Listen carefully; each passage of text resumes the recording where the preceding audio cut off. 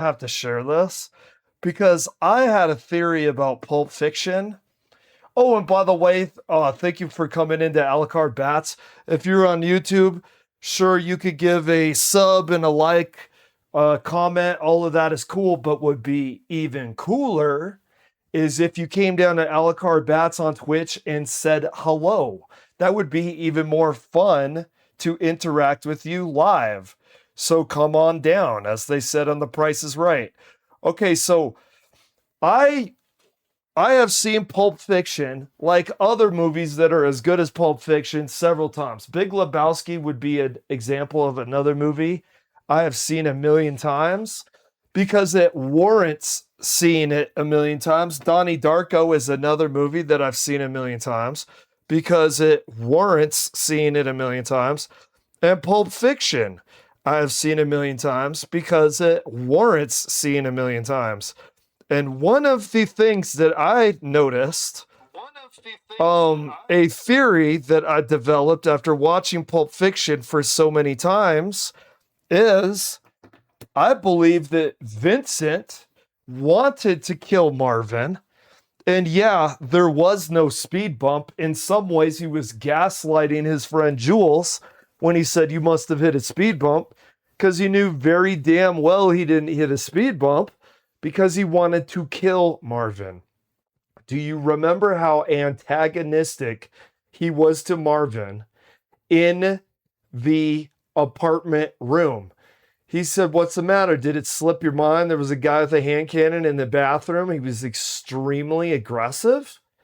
You'll see him extremely aggressive when he's talking to Butch. He's extremely aggressive when he's talking to people in general in the movie. And the movie kind of shows, like, hey, put your spurs up, Lash LaRue, is something that I think the wolf says to him. He's got a huge temper. And he decides to shoot Marvin in the face. Now, this has always been a theory of mine. This was a theory I had based on some of the dialogue. For instance, he turns around and says, "What do you think, Marvin?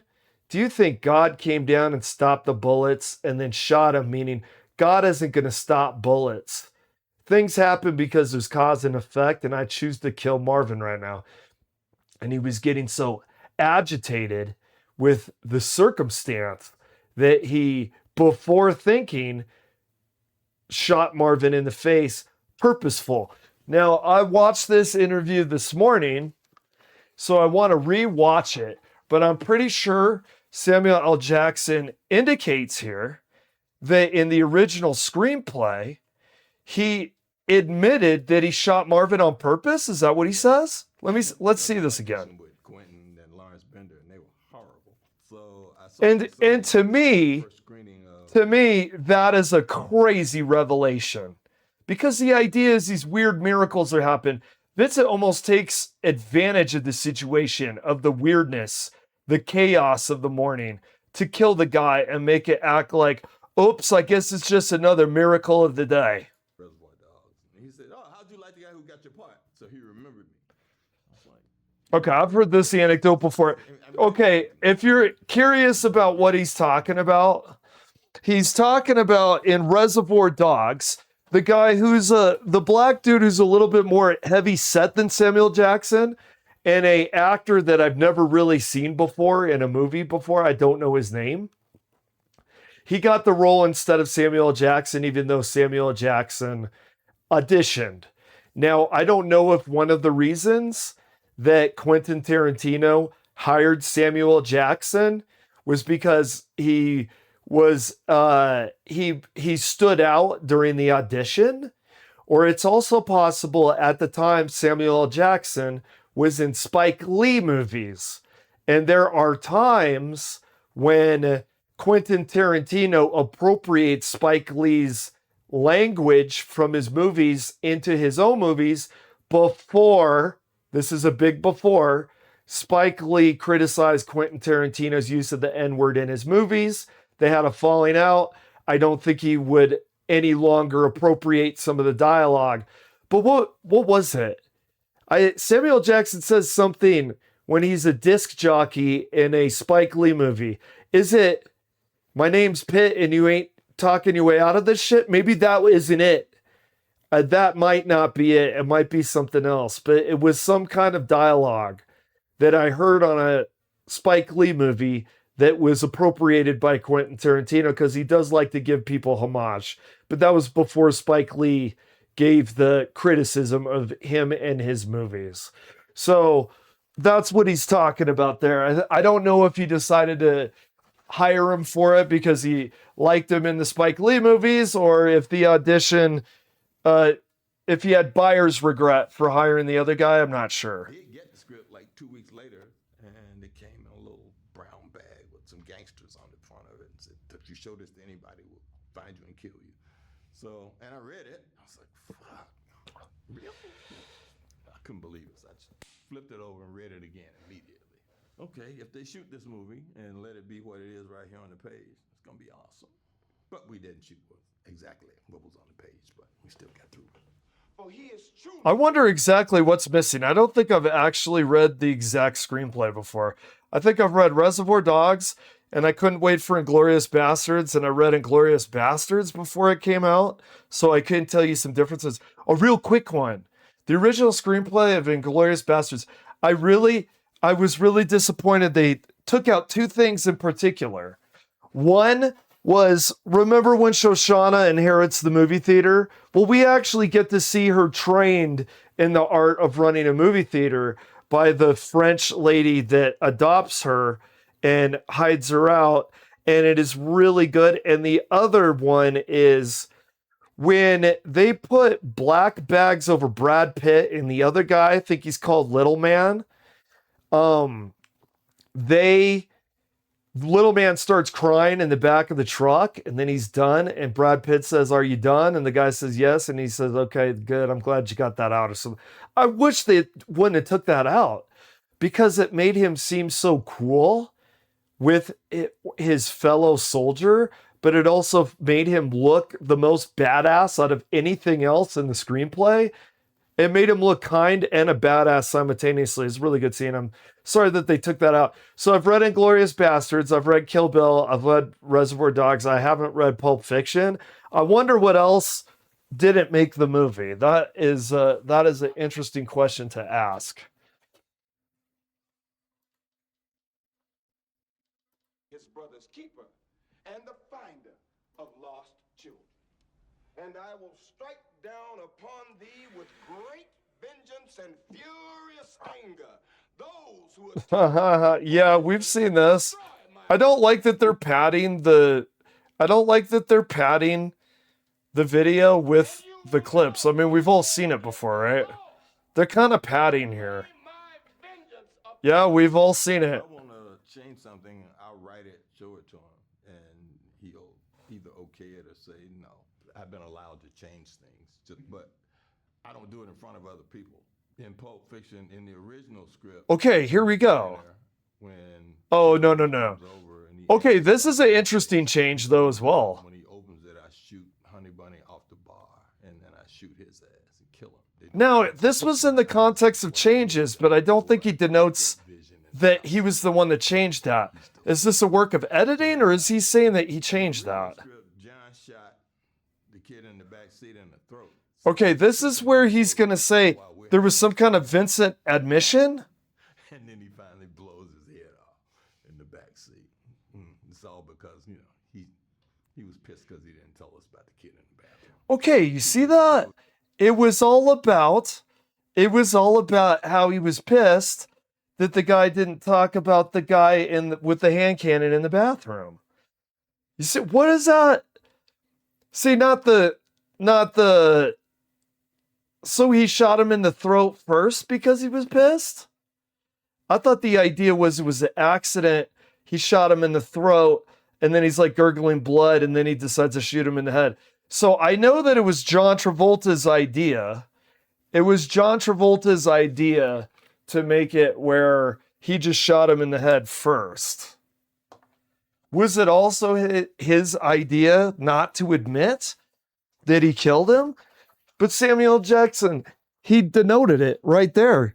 He said it was because he was pissed off because they didn't tell him about the guy with the hand cannon in the bathroom. Okay, this makes absolutely sense. And even though someone could and reasonably do, if someone would say, listen, they took it out of the script, it means it's not canon. That's fine. But Quentin Tarantino is such a writer that there's going to be cohesion in the events in his story, and it feels cohesive with the things that lead up to him shooting him in the face and how he acts afterwards. It feels cohesive that he purposefully shot him in the face. Think of him talking to Butch in the bar. Think of how knee jerk he is to get to anger first. Think of how pissed off he was with Marvin in the apartment.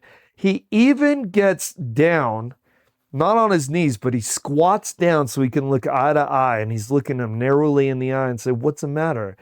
Slipped your mind? Forget about the guy with the hand cannon? He couldn't get over it. So then later, he decides to shoot him in the face. And when he's saying there must have been a bump, he knows if there was a bump, he would have felt it.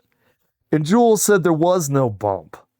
But Jules is not in the movie suspecting that he's doing it on purpose, but it makes a lot of sense that he would claim there's a bump when there was no bump if he did it on purpose. So I always thought, at first you think that he does it on accident, but to me, the thing that really stood out to me is when he said, what do you think, Marvin? Do you think that God came down and stopped the bullets? That's just way too much irony to be accidental, that he asks him, do you think God stops bullets? And then boom, right in the face. It's like he's saying the perfect words before shooting him. So I kind of feel like in some ways it's denoted that he killed him on purpose. And I think in a lot of ways, this movie is kind of showing that this guy's temper really catches up with him. You know what I mean? His sloppiness and his temper finally catch up with him. Okay? Age, and their parents let them watch it for the first time, and it's still like, oh, it's the coolest shit they've ever seen in their lives. So I'm good with that. I mean, there are people who do their whole careers and nobody remembers anything. A lot of things I say. Okay, so let me do another one that I think was kind of interesting. Well, let's see what's on.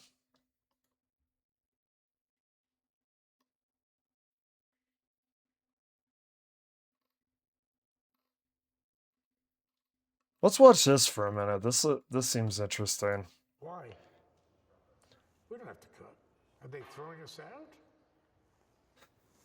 Are the police here? So let's move on. Hi, I'm Al Pacino. If you didn't notice. I kind of like how they start almost like with some awkwardness. Dude, I'm too cynical. There's a part of me that always wonders if that stuff is scripted or there's some weird ad lib to make it look authentic and off the cuff at the beginning.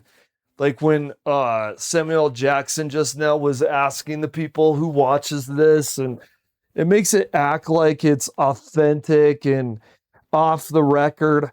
I can't help it. I'm too cynical of a person that then I go, yeah, right, dude. Yeah, right. Here's the bit where we're looking authentic. Here's a bit where I act like I don't know the camera's on. I mean, come on, man. I can't help but do that. Who is that female comedian? Who's that female comedian? Can I remember her name? Who's on Joe Rogan several times. She was also on Matan. I've seen a couple of her stand-ups, and there's a guy in the audience that says the same thing. Dude, if you're recording, it makes it look like she's riffing with the audience, but in different performances, the same guy says the same thing, and then she acts like she's being witty on her feet again in this contrived situation. And I'm just like, oh my God, dude, are you kidding me, bro? Are you kidding me? Like, I guess they don't expect people have a memory or would watch all of her shows. do you think that maybe someone might watch more than one of your shows? And then it just looks so contrived and fake. If you're going to be real, be real. If you're not going to, if it's going to be scripted, it's scripted. I hate the reality stuff where it's like blurs the line, or like reality shows are so irritating, dude, because they're so scripted and they want you to believe it's real. Any knucklehead, knuckle dragger, troglodyte, mouth breathing moron, smooth brain retard that watches that stuff and thinks it's real, they need to get their voter license revoked. You know, maybe Republicans are right about heavier screening of who can vote, but I'm not worried about the more tan people. I'm worried about smooth-brained mouth breathers that watch reality shows and absorb it and think that it's actually real and don't think, wow, this is scripted shit. If you can non-ironically watch a reality show, I would immediately seize someone's voting license. And there would be voting license, but it wouldn't be based on the color of your skin or how, if you've got money. Trust me, they try to screen to get rid of brown people, younger people, and poorer people. No, it would be dumber people. And a lot of people think that a lot of money is correlated with high intelligence. Well, you'd find really quick a lot of rich people that wouldn't be able to donate for their special interest and wouldn't be able to vote because, surprise, surprise, they're not as smart as you thought they were. It would be incredible. All right. Let's see. We're going to do this. No, you know what? You know what's going to be interesting? Speaking of voting and how there's a bunch of dumb people to vote, check this out. Okay, we'll go to Martin Scorsese, not Martin Scorsese. Scorsese. I don't know how to spell your name, sir. Who's the mouth breather now? Okay, we go here. Now, this guy, I really appreciated how this guy barely brushed with politics. And if you're not paying attention, you're not going to notice it. I really appreciated that he kind of talked about it, but didn't talk about it. But if you're listening to his words and you've got critical thinking, you know what he's saying. Now check this out. Is come back with some guys and kill you. I always wanted to work with Jack Nicholson. Oh, and by the way, And then he said, you know, give me something. I don't know if it's my favorite crime film of all time. It might be, but I'm not sure. I do know this is my favorite Scorsese movie of all time. I am sure of that. And he was right, because the way the script was, a Bill Monahan script, which is a very good script, but the character of Costello was still presented as your generic big shot gangster. Okay, you know, one of the markers for a good actor, I would love to do this sometime on stream, make a la carte bats markers for good actors. One marker I have is, are you more interesting while you're filming than when you're in your interview? Because I've noticed a lot of people are actually more interesting in their interview than in front of the camera, which to me makes them not a good actor. Now, the people that are more interesting as they're filming than in the interview, that means they're a good actor. Here's another marker. I've heard this from actors before. So he's saying in the script, the guy was kind of a generic mafia boss. Frank Costello in The Departed is anything but generic. And I would say that Frank Costello from Departed really stands out as a really scary, bizarre, you never know what's going to happen kind of mob boss, where he reveals later that they decided to make him going crazy. He's going nuts. And that's what really makes him stand out. So Jack Nicholson made a generic character turn into Frank Costello from Departed. And there's other examples of this.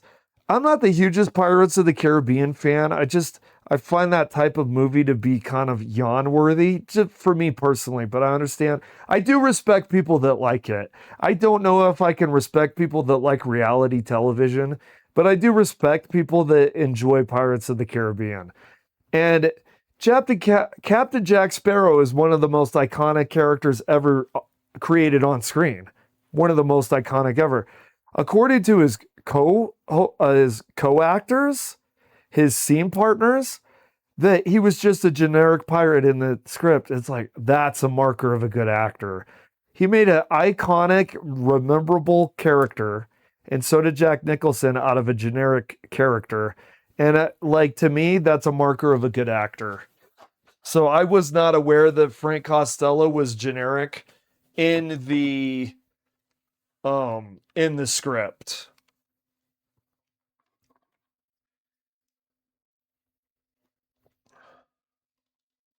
He hears this young kid in town who just beat up somebody in a bar.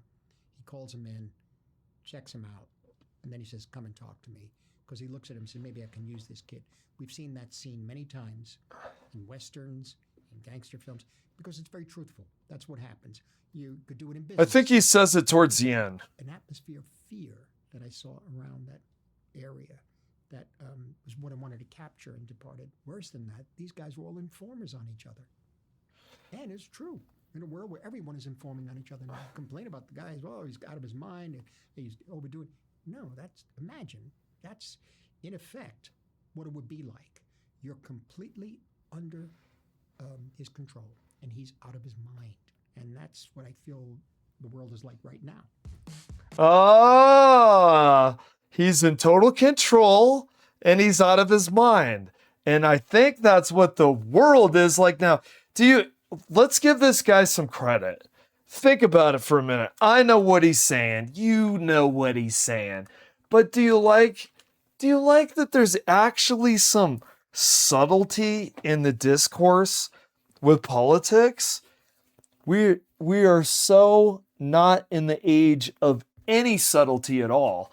And even though when you think about it, it seems pretty clear what he's saying, who he's implicating in that statement. My God, that is the most nuanced political thing that I have heard like in a long time. He doesn't say the name. He doesn't point a finger. I'll actually contrast him with one of the actors that's in many of his movies. Like he's in Cape Fear, which by the way is being remade with Javier Bardem. Javier Bardem looks awesome in it. And he has made Goodfellas with him. He's made Taxi Driver with him. He made Mean Streets with him as Robert De Niro. Robert De Niro says, "Fuck Donald Trump." Just like that, dude. Fuck Donald Trump. Listen, dude, I agree with the sentiment, but the articulation, fuck Donald Trump. I mean, it's pretty lame, dude. It's pretty much a fart, you know? Like, I mean, you could do better potentially. Like your friend Martin Scorsese here, he is comparing his character.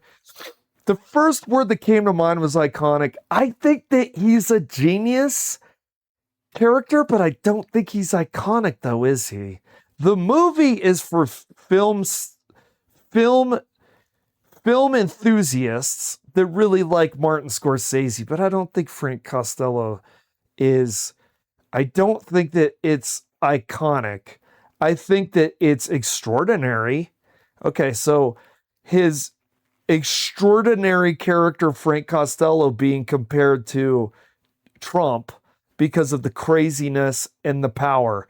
And you're kind of like in the back seat of someone driving a car that's swerving all over the place and you can't do anything about it. And someone actually handed the guy the fucking keys, right? It's really freaky stuff. So I like that he said world too, that you could potentially go, oh, well, he's just talking about world leaders in general. Maybe he's talking about Putin. Maybe he's talking about the big I word, the place that shall not be named, you know? But I'm pretty sure I know where he's going with that. But I like the nuance. I like the fact that he's not hammering people over the head with it. I mean, that's appreciated, actually. That is appreciated. Okay, I'm gonna move. I can still talk about this stuff. I'm gonna move on to other things. I'm gonna move on to Hearthstone here. Let's see, what do I do? I do. Okay.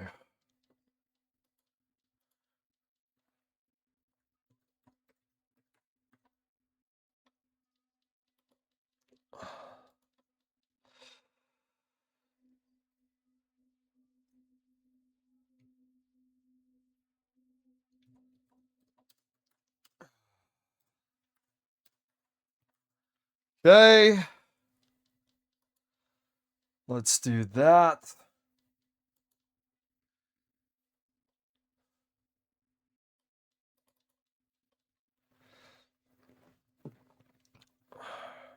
So I thought those were two good things that I watched this morning that I thought I would share. They're interesting. I think you blink and you miss it with his political statement. He's not doing the thing which some celebrities are doing where he's beating you over the head with a hammer with it. He did let his statement be there, but he did it in such a way with nuance and restraint and subtlety that I actually really appreciate. I really appreciate that. All right. Actually, speaking of the last twilight falling over Azeroth, okay, watch a friend win a game, play 3 games with Nazdarmu, the Eternal, in your starting deck. Play 2 Tavern Brawls. Tavern Brawl.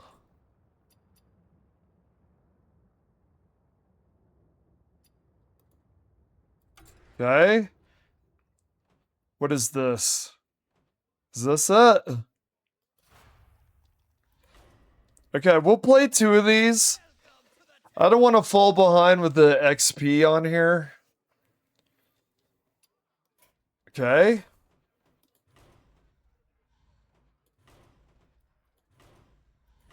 Okay.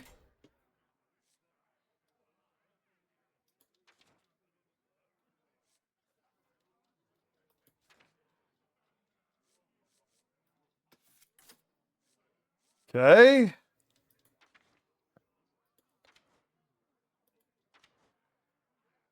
Now let's get rid of this. Wait.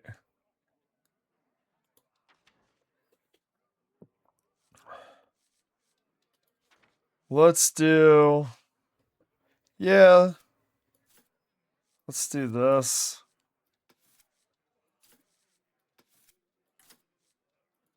Let's do the silver hand stuff. Why not? Right?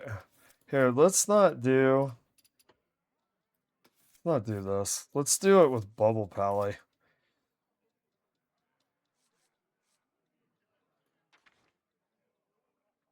Okay. Let's find the other ones. I think people sleep on that. I think people are sleeping on Charity. People immediately criticized it, and I think it's way better than people think it is. What are we at? God, we're almost like halfway already.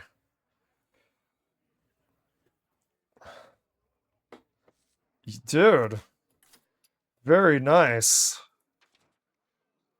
Okay, definitely this. What are we at? 17? We better get more Silverhand recruit stuff. There's one. We want to get that one guy, right? This dude. And it's good to call him dude too, because they are the dude pallies. Okay.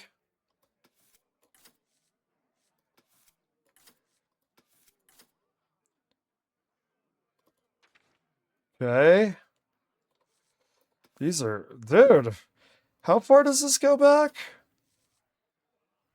I'm gonna do. So what else do they have here?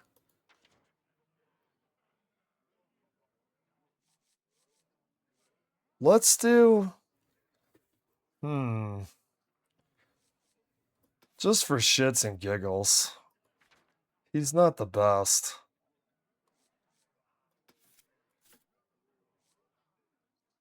Wait, no, let's take him off. Because, yeah, he sucks. Let's not go for him. Let's put that.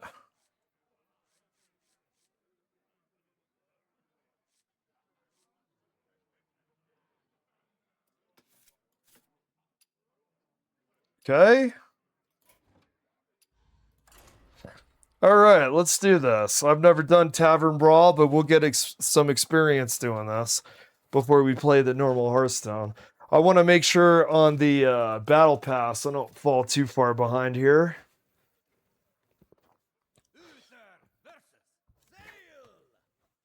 Okay. Now, it's not like all the cards that have ever been created. Did they go back like a couple expansions? Because there's cards there you can't play anymore. We got rid of these two, obviously.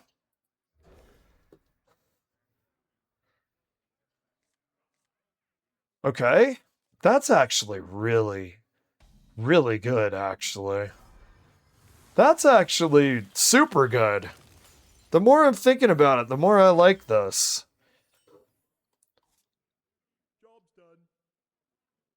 Okay. I actually really like that because we will get flight maneuvers on turn 4 for sure. So that's kind of cool.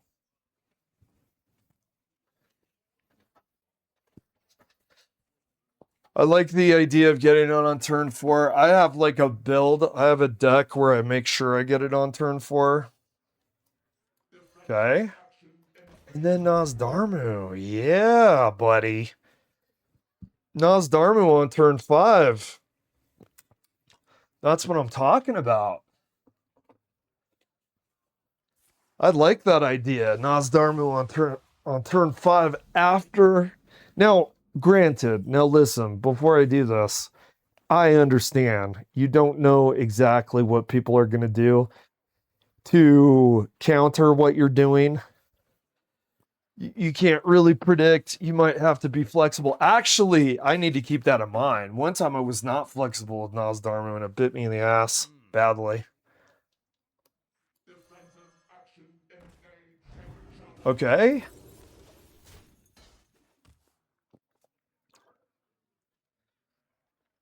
What's this guy doing? What is this guy doing? He hasn't, like, made a play at all.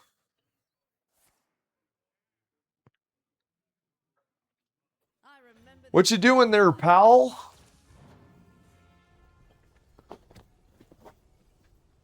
Okay.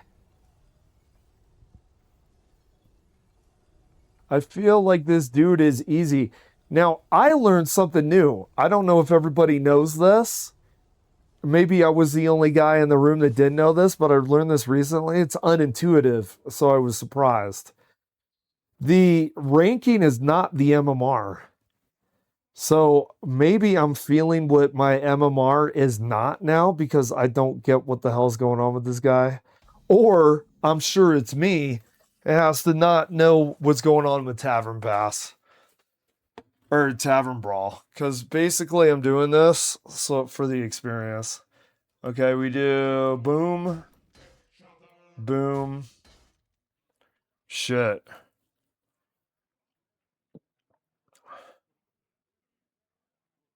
I am going to just do that because you still buff them.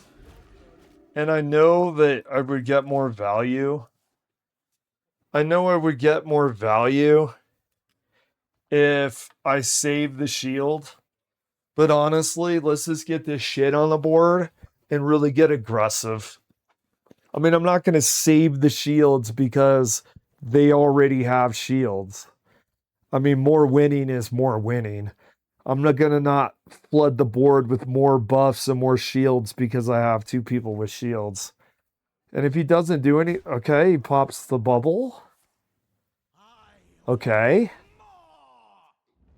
We are having a very dominating lead here, for sure. This is a domination as far as the lead goes. So we do we take care of that? You know, part of me just says, fuck it.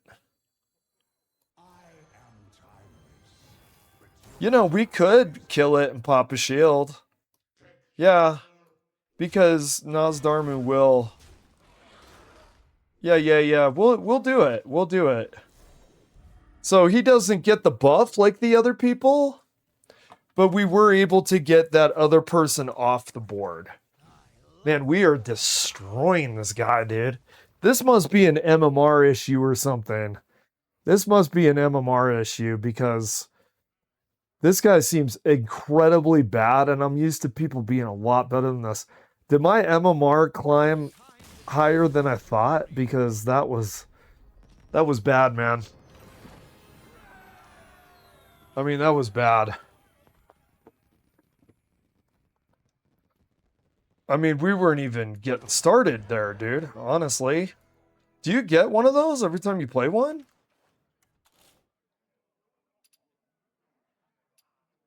All right, we'll do another. I mean, you know what? Honestly, because there's cards here that you can't use anymore, like that one legendary with Rush in the Librams, I honestly think maybe this is stronger than my deck that I've been playing on the rank. Because when I started playing this game a week before the Cataclysm expansion, and I didn't realize a bunch of expansions were going to expire, I would play with that Libram summon one, which is like really good, dude. That Libram card really fucking carries. Okay. I think it's obvious what we mulligan here. Just joking. Okay. Oh, speaking of Libram of Faith. Okay, I think that really has a lot of synergy with a lot of what we're using too, you know. Cowbell those bubbles, man. Okay, what you doing? Okay. We want to start off with the 2 Silverhand recruits, I think. And the reason why I say that is because the Hardlight Protector will heal you if you're down on health. So we'll keep that in mind. We'll do this. Okay. Also, yeah. I like that. Dude, dude, what would a Nas Dharma would be really cool like that. Because he would buff himself immediately. He'd like if Nas Dharma got this, he'd be an 11-11. That would be a really good draw. Okay, we'll do. I'm actually gonna do this. You'd say, well, don't you want your Hardlight Protector? Well, I'm gonna buff these guys. Oh shit! I didn't hit him, dude. Oh my god. I do that all the time, man. I click that before I'm ready. So dumb. When do we want to use Rooney? Not now, obviously.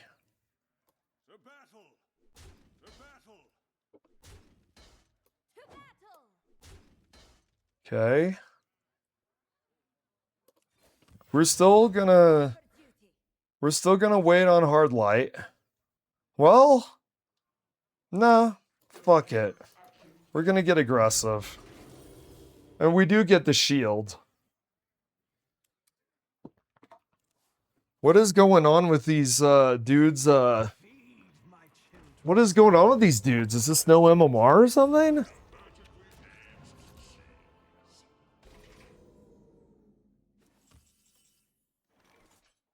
Like, they seem incredibly bad, don't they?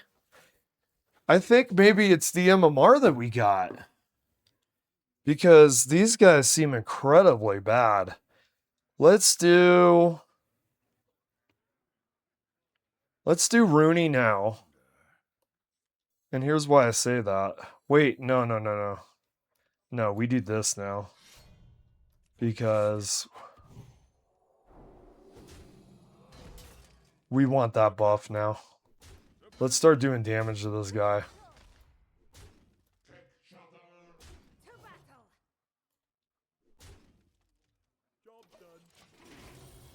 They don't do like the first few rounds are like not real people, are they? Because these people suck. Gunsylph. Is that a sussy bot name or is that a real person name? Because man, these guys. Well, here we go. He's starting to fill the board now. Probably too little, too late.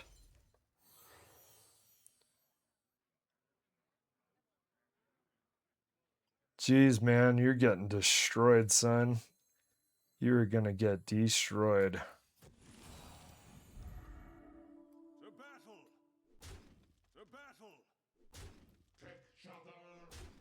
For justice.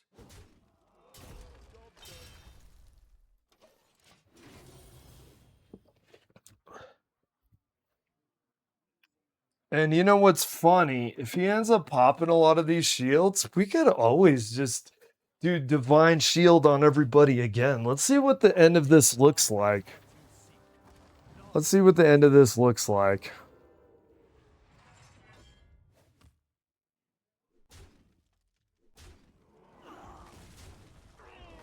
Okay, kills a guy. Okay. Yeah, it's really hard to deal with those Divine Shields. You got to do one for pop and one for killing them. A lot of times it's trading. We'll kill him. Whoa, oh wow. What did we do here? Can we buff them?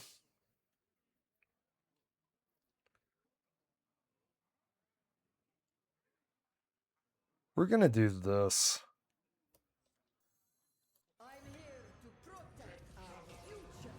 And that's gonna make those two very strong.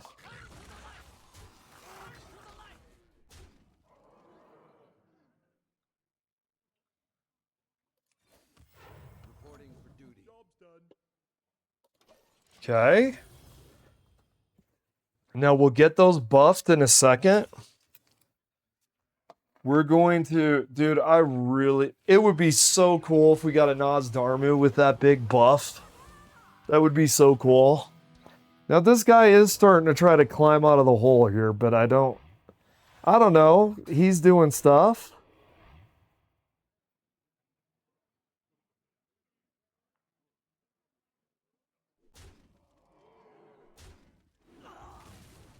Does that say what I think it says? Does that say 100?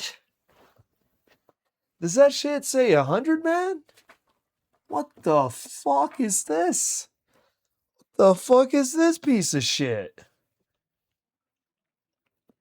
Are you guys out of your goddamn mind? What is that? Excuse me?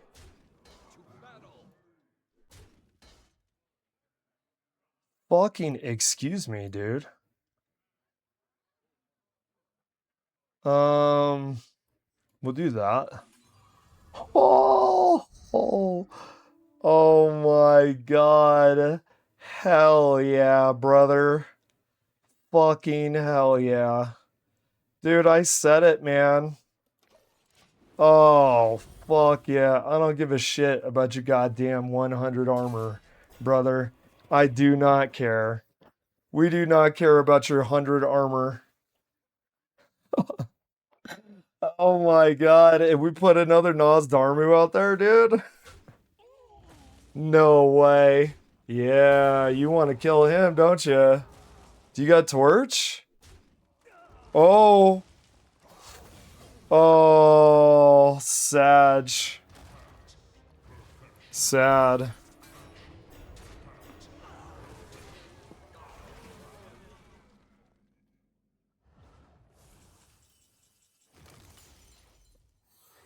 Okay. This is ridiculous, dude. This is honestly batshit.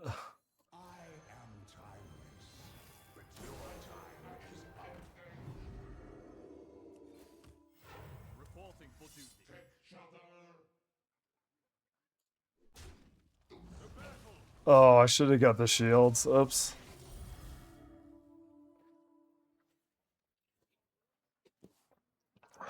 Oh my god, this is bad shit.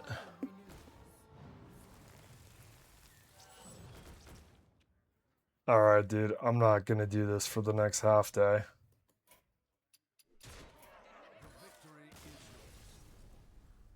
I'm not doing this all day, dude. This is silly. This is ridiculous.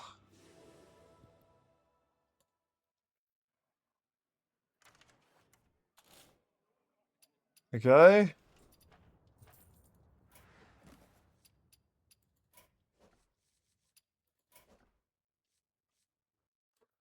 Win 5 games of Tavern Brawl Arena or Battlegrounds.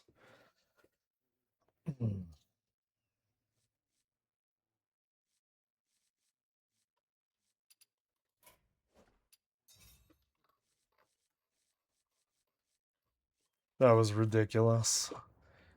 Okay. Let's see what we got. We got a Cataclysm pack. Oh, wow. Interesting.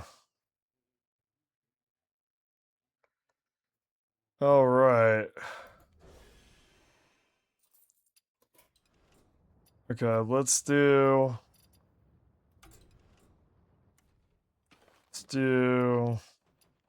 Druid. What?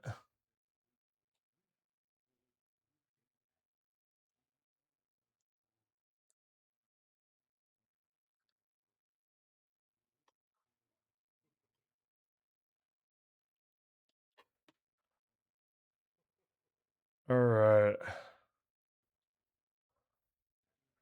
You know what we're gonna do? I think we're gonna do Demon Hunter. Now, I haven't played Demon Hunter yet. So let me think back to how I've noticed people play it. I think we're gonna want a few weapons. We just got a spell for a fell spell for so many Naga. Maybe we could just play that just for fun. I mean, if you draw something, it's always fun to play with it. Now, we're gonna try to do this because honestly, one of my big complaints about this game, maybe my biggest complaint, I really enjoy Hearthstone, but my God, dude, sometimes the tavern pass to go through it. Dude, I'm not a complete degen, man. The only time I play this is when I stream, and I stream 4 hours when I stream, if that. I'm not doing this 8 hours a day, man. You got to make it where when someone is kind of at least semi-casually playing this game, you got to make sure that you're not making it where they're not going to get their benefits of having a tavern pass. Okay.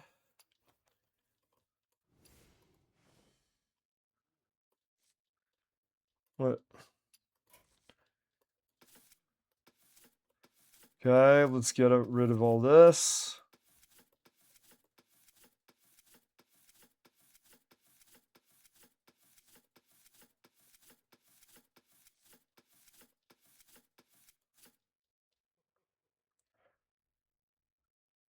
That's kind of interesting.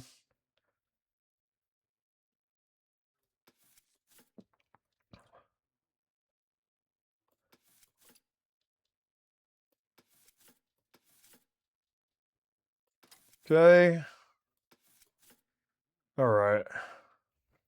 Deal exactly two. Oh, that looks ridiculous. Let's do this.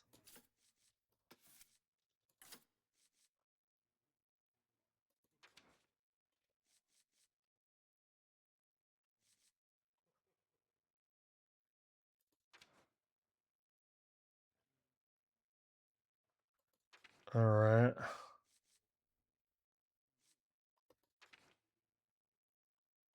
Here, let me see. What was the other? Oh, we got something here? Coal?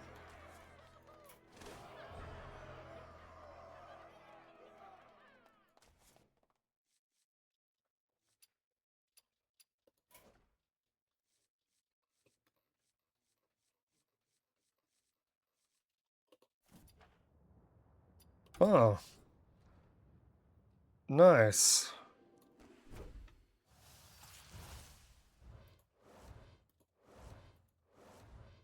Huh. Very nice.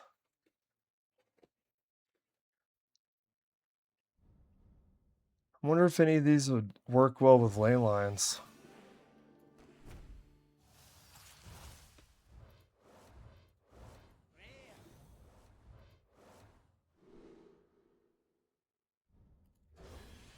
Very interesting. Oh, Druid? I've been enjoying Druid.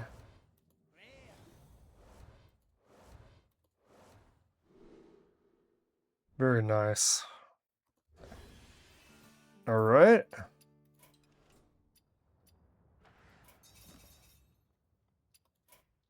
We'll do...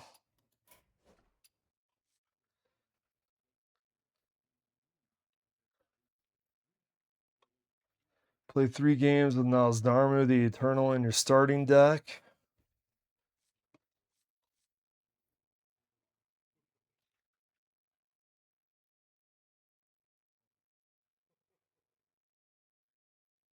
Arena or Battlegrounds. Hmm.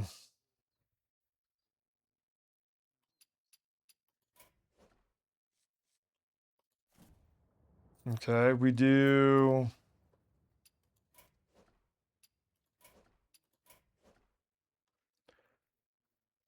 Nosdarmu the Eternal.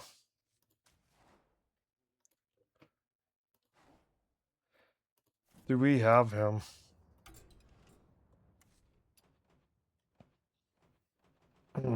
Let's see. Am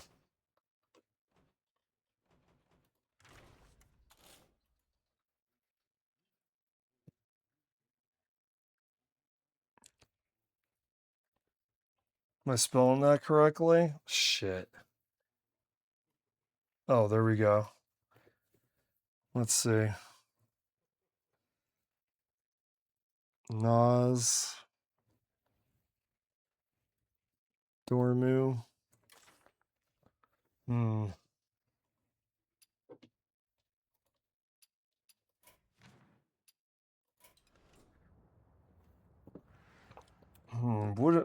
Let me see. I really want to get enough experience to go up the thing. Maybe we should just... I wish you could just play and try to go up ladder and get those things. I wish you didn't have to do stuff like play battlegrounds or whatever. I know they're trying to get you interested in stuff, but it's kind of like thanks, no thanks is my attitude on it. Okay. Let's do Druid. Wait.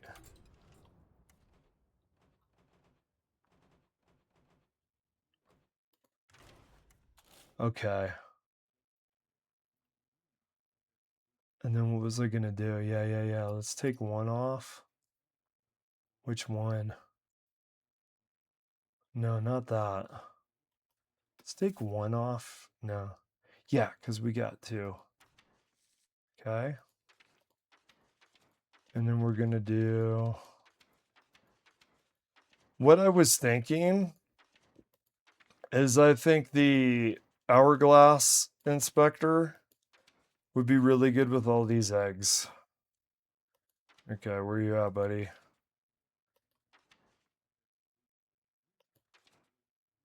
Where you at? I don't want to pass him. Go too quickly. Is he a 5? He might be. Where you at there, bud? Where... Is he only for certain... I thought he was just neutral. Where's Hourglass? Is he not here?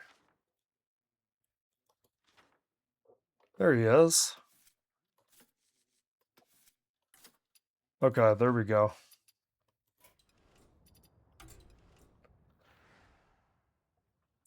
All right.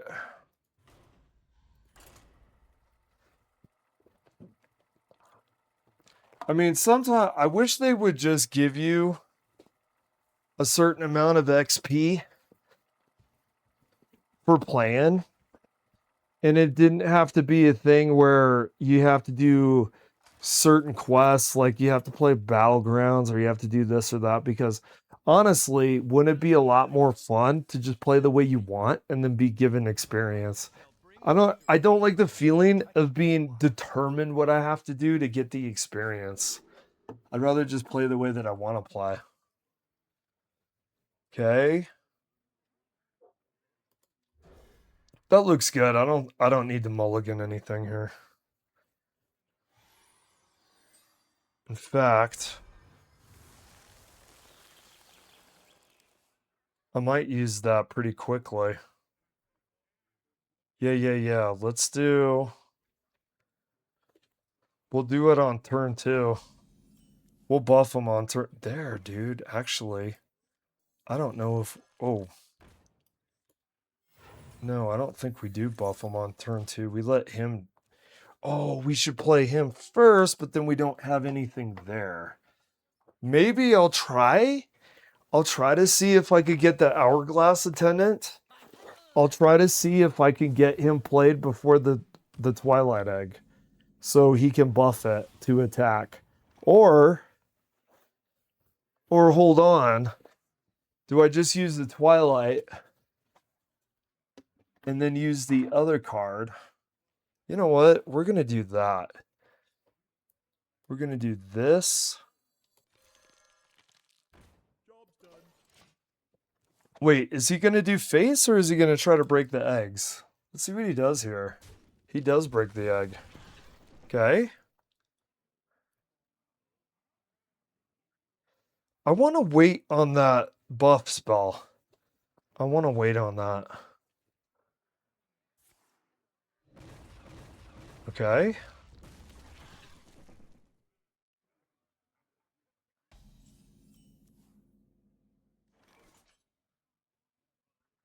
Yeah.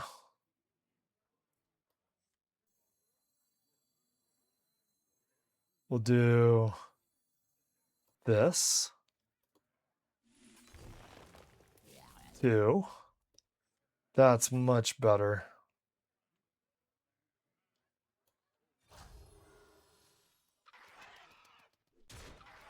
Yeah. He's already down to 21. That's much better. That egg in our hand right now, we're going to give it Hourglass Attendant buffs. It would have been nicer to get the Twilight Egg buffs, but if we could get any egg buff with that card, that's ideal. That's why I just put it in the deck.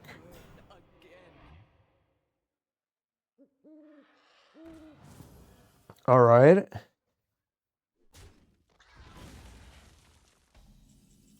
All right, he trades.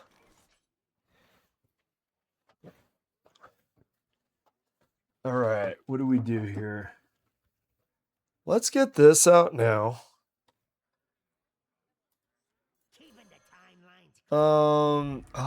We can't kill it with the with these two, unfortunately.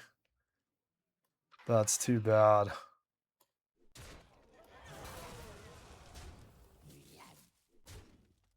Very too bad.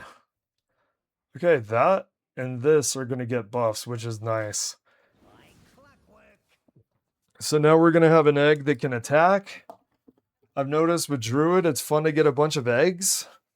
It's fun to get a bunch of eggs and then do stuff like buff them. Oh, that's right. That's what I was going to do. That new card that's a place that does a taunt and a health boost. I'll do that next time. I'll do that next. Damn, we only got 1 buff out of him. Too bad. Yeah, he saved that for something good, didn't he? That is too bad. Well, we got one use out of it. I was hoping for at least two because of the Divine Shield.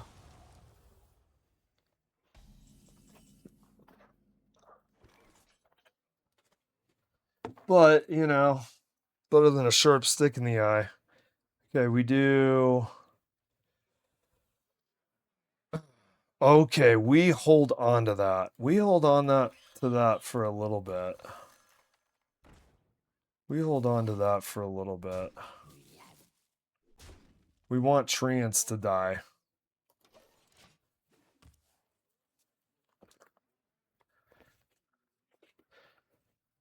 We want to hold on to that as long as we can. We're already running out of cards, though, which is too bad. We're already running out of cards. We need more cards to draw more cards in this deck, for sure. We need more cards to draw more cards.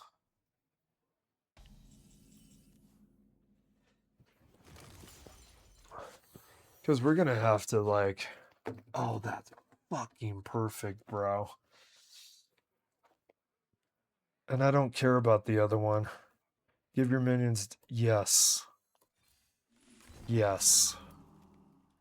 And then... Oops. We do... Who wants to pop it? This...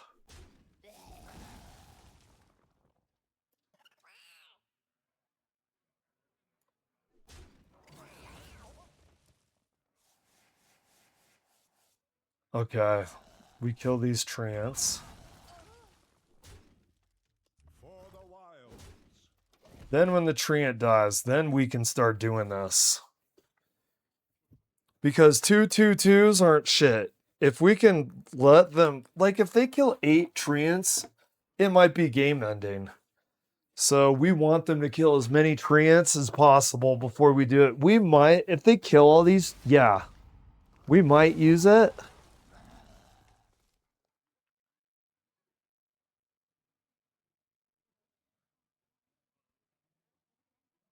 Okay, are they killing him? He's thinking about it. Okay, we might do it now. We might do it now because you don't want to wait too... You don't want to wait till you've exhausted every treant in the fucking room. I think we do it now.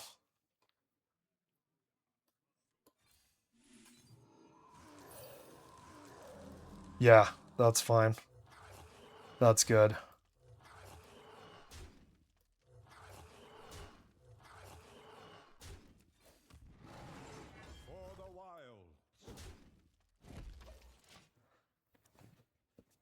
Now, is he going to have board clear with that? He might, being a priest.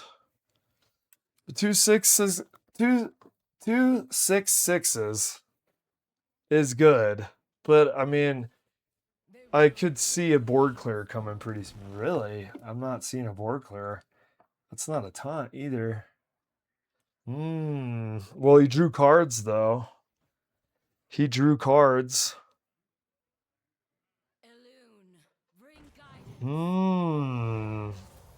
Okay.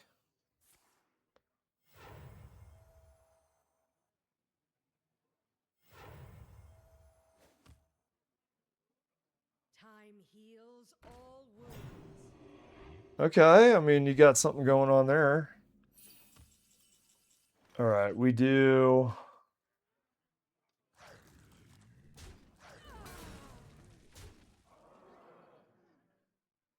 Oh, we can't...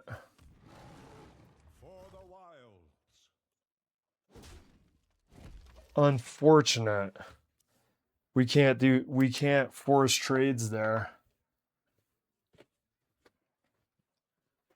Now, this is good because we have the Hourglass Attendant with an egg in hand, so we can buff the egg. I really do like buffing the egg for this build. Egg Druid.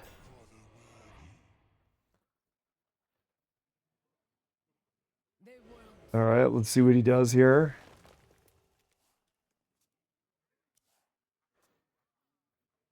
That taunt. The taunt is not fun.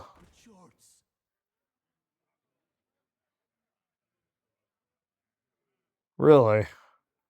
He was thinking about it, wasn't he? He was thinking about going for a buff trance. Hmm. Yeah, he's worried about us getting through the taunt guy. Okay. So we could trade and then do a bunch of face damage with them. Do we do it that way, or do we do 2, 3, 6 that way? I think I want to keep.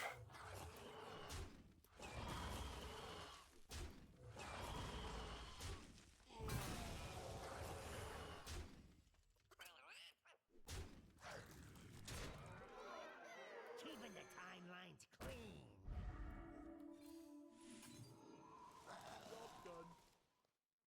There we go. Like clockwork. And now our eggs are getting buffed. I don't know, man. Is he going to have Medivh come out at some point? Yeah. Yikes.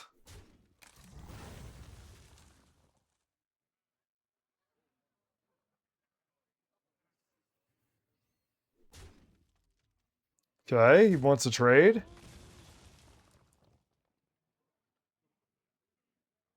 Oh my god, oh my god. He is not dying.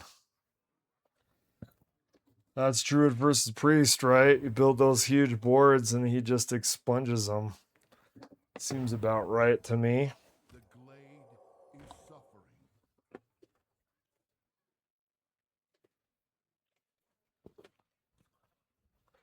Seems about right.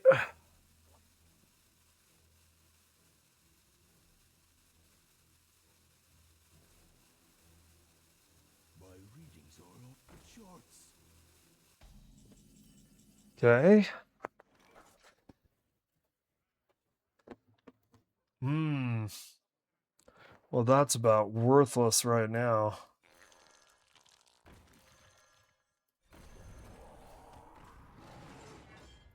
For the wilds.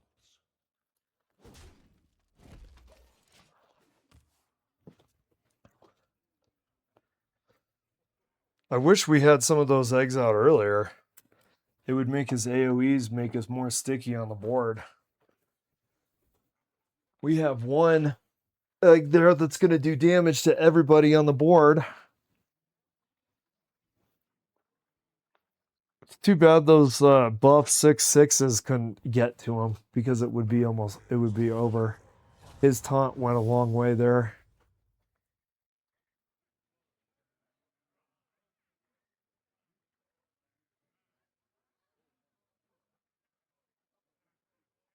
Okay.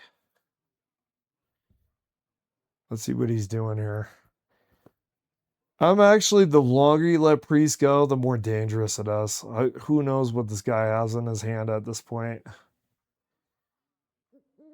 Who knows what this guy's working with? All right.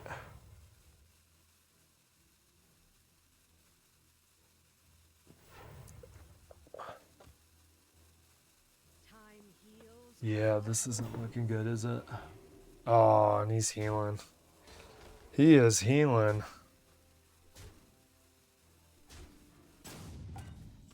Okay.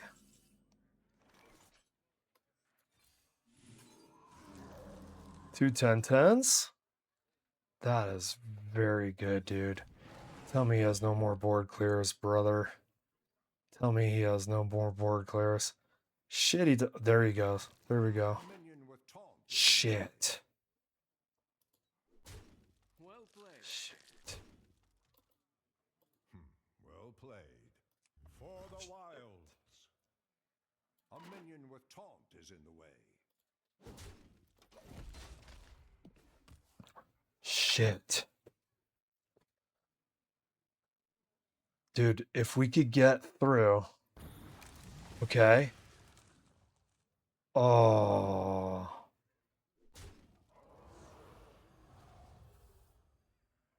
Spectacular.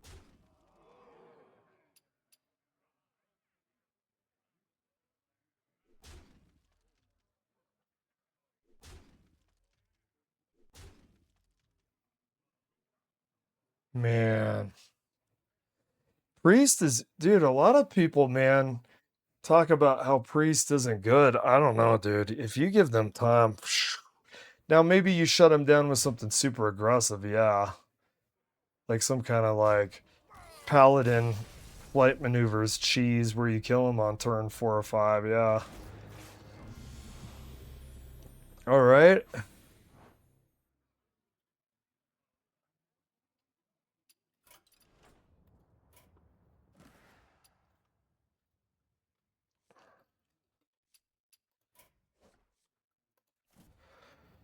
All right, let's see.